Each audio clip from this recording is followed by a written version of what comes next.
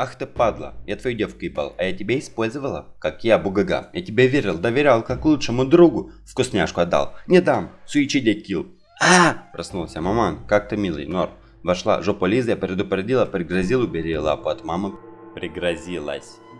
Не дам, охрана, госпожа, минус охрана, минус трусы охрана. Невероятный мастер появился, лорд остановил весь этот балаган. Вскоре ГГ провалится, и если это так произойдет, то он сделает что захочет. ГГ пошел к кузнецу. Туда же пошел родственник. Сказал мастер великому о его болячках, и тот охренел. Малина богатея испортилась, а ГГ Цинчен получил, что хотел, и взамен помог мастеру.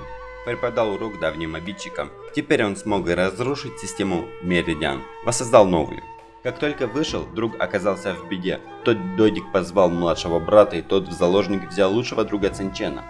Цинчен теперь лучше и с легкостью спас друга и отпинал братьев, отняв у них возможность прогрессировать дальше.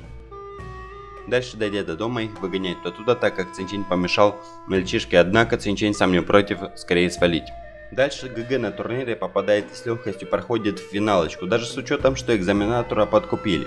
Богатей гений лучший, зазнайка из семейства, гений упорного труда, лучший мечник, не сдавайся, красивая мечница и ГГ.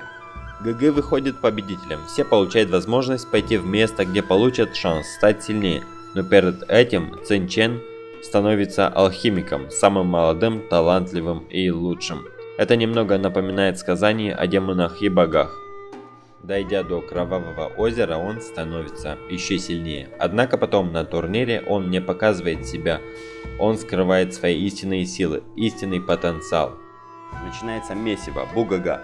Что до ГГ, казалось бы, по уровню он многим проигрывает, но нет, продолжение следует.